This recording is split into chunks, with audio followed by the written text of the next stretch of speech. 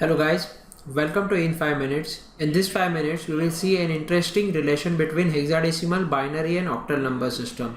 So let us consider the first example in which there is a long binary number with a fractional part given to you and you are asked to convert it into respective octal or hexadecimal. So let us try to convert this number into octal number system. So it is very difficult because if you go to convert this binary into decimal and then decimal number divided by 8, so it will take a very long procedure as well as time. So to save your time, what we have here, write down the number separately and keep the decimal point as it is, and from the decimal fraction towards left and towards right make a group of 3 bits. Why make a group of 3 bits? Because 3 bits are enough to represent octal number system. Since octal numbers ranges from 0 to 7, maximum number 7 requires only 3 bits, 1 1 1 to represent it. That's why within 3 bits octal number can be represented binary. Okay, so make a group of 3 bits from left to right. So I will make a group of 3 bits. So first of all these 3 bits, then these 3 3 3 3, and towards the left 3 is 3, these 3, these 3 and these 3.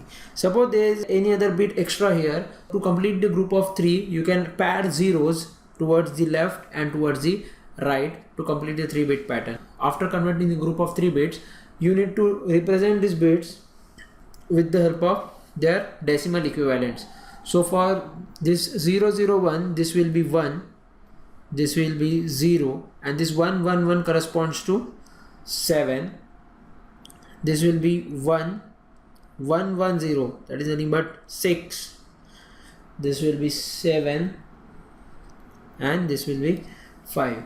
So that is nothing but whatever number you given to you, that is equivalent to 5761.701 in octal format. So this is nothing but conversion of binary to octal.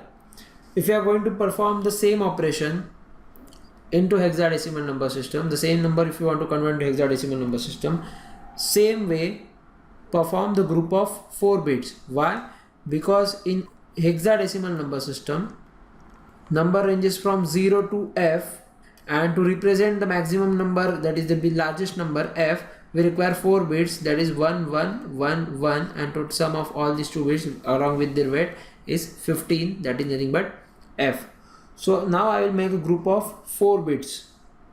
So here is a group of 4 bit, here is a group of 4 bit. Now this 1 is remaining, so I will pad 3 zeros, 0 0 0 to make a group of 4.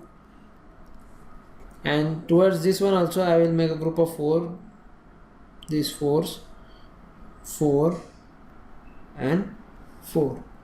So it is very clear that there is no requirement of any padding here.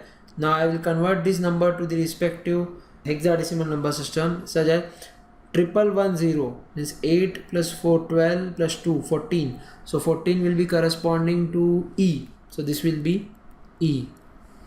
0000 corresponds to 0 hexa, 1000 corresponds to 8. See, this is 1 2 4 8, so this will be 8.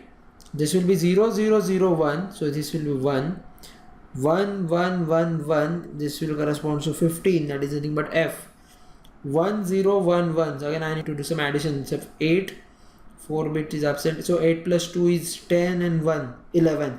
So 11 10 is A, 11 is B, so this will be B. So whatever number you got here, that is nothing but BF1 fractional point E08. This is nothing but the respective hexadecimal number system for the corresponding binary. And if you know this procedure, this technique is working vice versa. If you are having a hexa number or if you are having a octa number, you can convert it into simply binary number by breaking down the given number into 3 bits or 4 bits when octal or hexa respectively. If there is a octal number, you need to divide each octal number into 3-bit binary, and if it is a hexa number, each hexa number should be divided into 4-bit binary.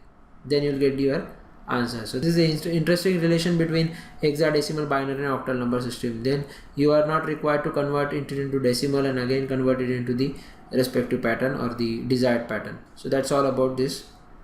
Thank you.